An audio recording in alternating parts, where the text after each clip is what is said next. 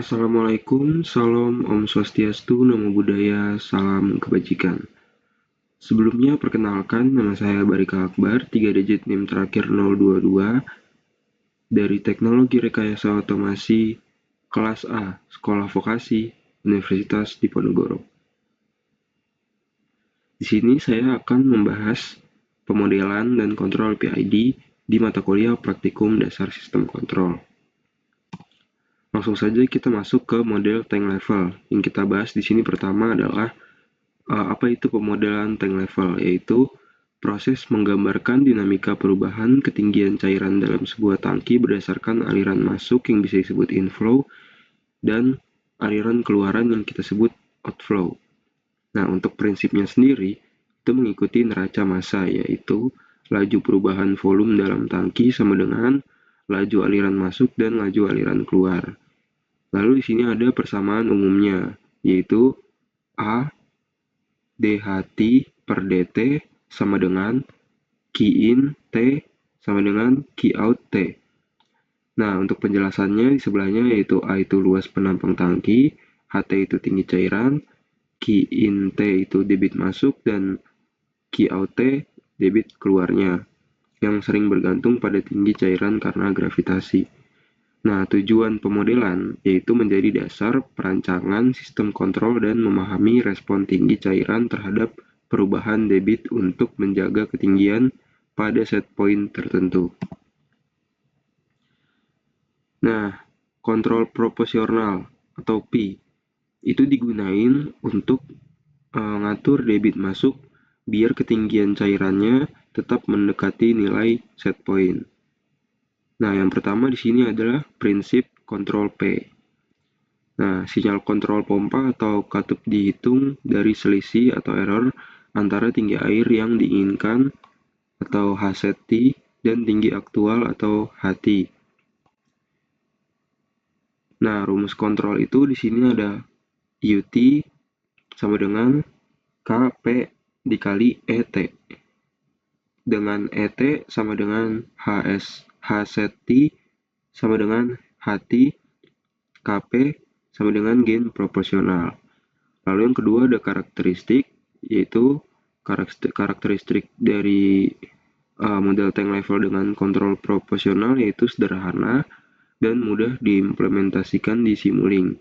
Respon cepat tetapi dapat meninggalkan steady state error yang selisih kecil antara set point dan kondisi akhir. Untuk cara kerjanya sendiri, yang pertama yaitu jika tinggi air lebih rendah dari set point, controller akan meningkatkan debit masuk. Jika lebih tinggi, maka debit masuk dikurangi, dan semakin besar error, maka semakin besar tindakan koreksi. Lanjut, di sini kita masuk ke pemodelan mass spring damper. Itu terdiri dari massa yaitu M yang dihubungkan dengan pegas atau kita sebut K dan peredam atau damper yang kita sebut C. Sistem ini banyak digunakan untuk mempresentasikan getaran mekanik, suspensi kendaraan, dan peredam getaran mesin.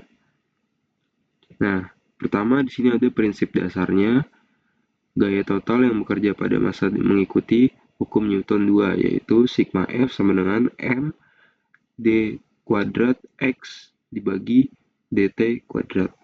Dengan gaya pegas yaitu Fk sama dengan minus Kx, dan gaya peredam itu Fc sama dengan minus C dx per dt, dan gaya luar Ft. Untuk persamaan gerak lengkapnya yaitu situ ada M d kuadrat X dibagi dt kuadrat ditambah C dx per dt ditambah Kx sama dengan Ft. Lalu yang kedua di sini ada tujuan pemodelannya, yaitu mengetahui respon perpindahan Xt terhadap gaya masukan dan mempelajari perilaku osilasi, peredaman, dan kestabilan. Lalu kita masuk ke add transfer function.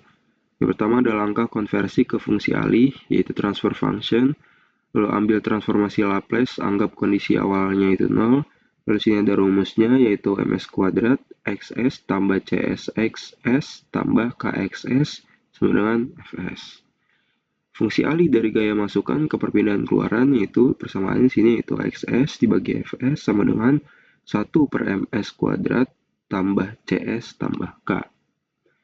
Yang kedua ada implementasi di Simulink-nya, yaitu pertama buka Simulink dan buat model baru, lalu tambahkan blok transfer FCN dari continuous library, lalu isi parameter, numerator, denominator, yaitu MCK, misalnya 1, 2, dan 10, untuk M1-nya 1 kilo, C-nya 2 Newton kali second per mili, lalu K-nya sama dengan 10 Newton per meter.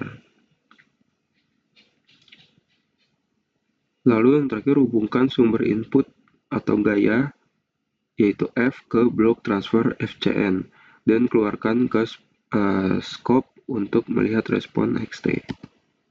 Lalu kita masuk ke model DC servo motor. Nah, pemodelan DC servo motor itu motor DC yang dilengkapi sama umpan balik atau kita sebut feedback untuk mengatur posisi atau kecepatan secara presisi. Biasanya dipakai di robotik, CNC, dan sistem kendali otomatis. Untuk prinsip pemodelan sendiri itu dilakukan dengan menggabungkan persamaan listrik pada kumparan, armature, dan persamaan mekanik pada rotor. Pertama yaitu persamaan listrik. Tegangan masukan persamaannya itu VET sama dengan L DIT per DT tambah RIT tambah EBT. Nah, L adalah induktansi armatur, lalu R itu resistansi armatur, lalu EBT dan KBWT itu tegangan balik proporsional terhadap kecepatan. Lalu yang kedua ada persamaan mekaniknya, itu torsi motor, yang di situ persamaannya tertulis bahwa J DWT per DT tambah BWT sama dengan KTI T. J itu momen inersia motor, B itu koefisien friksi atau peredam, dan KT itu konstanta torsi. Lalu yang terakhir hubungan kecepatan dan posisi.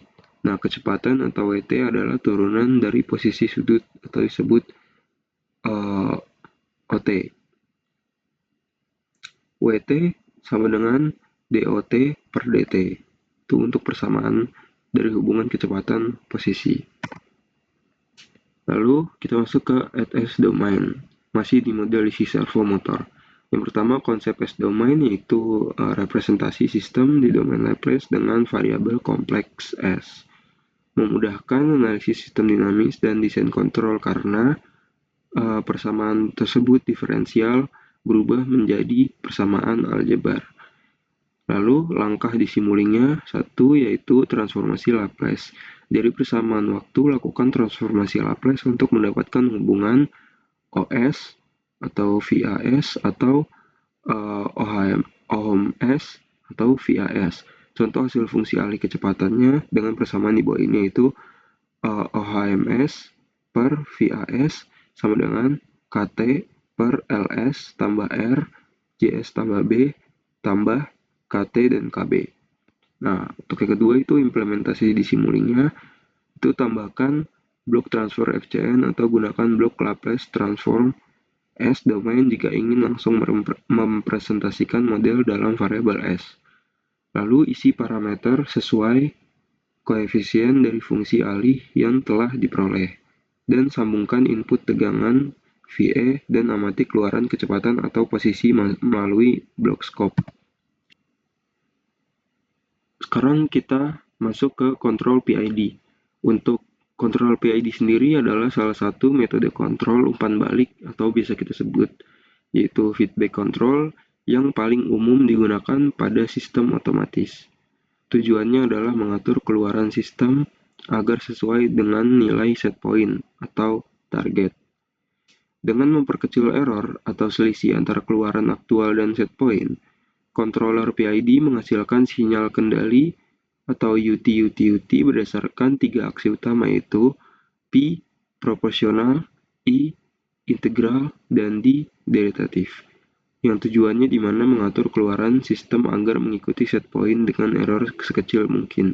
Sini adalah persamaannya yaitu UT sama dengan KP ET tambah KI, lalu ET DT tambah KD DET per DT.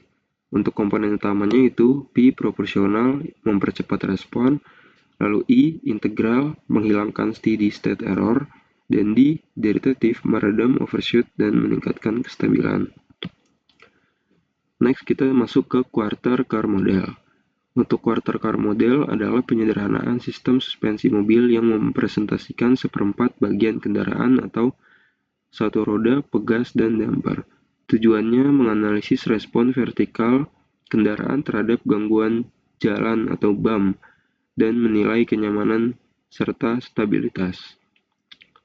Komponen sistem yaitu MS atau massa bodi kendaraan, MU massa roda, KSK konstanta pegas suspensi, KT kekakuan ban, CS koefisien redaman atau shock absorber. Lalu persamaan gerak berdasarkan hukum Newton menghasilkan sistem diferensial order 2 untuk massa bodi kendaraan yaitu MS, di situ ada persamaannya, dan massa roda MU, dan di bawah ada persamaannya. Untuk keterangan sendiri sesuai yang ada di keterangan untuk ZS, ZU, ZR, KS, CS, dan KT. Baik, segitu saja penjelasan singkat dari saya tentang kontrol PID dan juga pemodelan. Kurang lebihnya mohon maaf. Wassalamualaikum warahmatullahi wabarakatuh.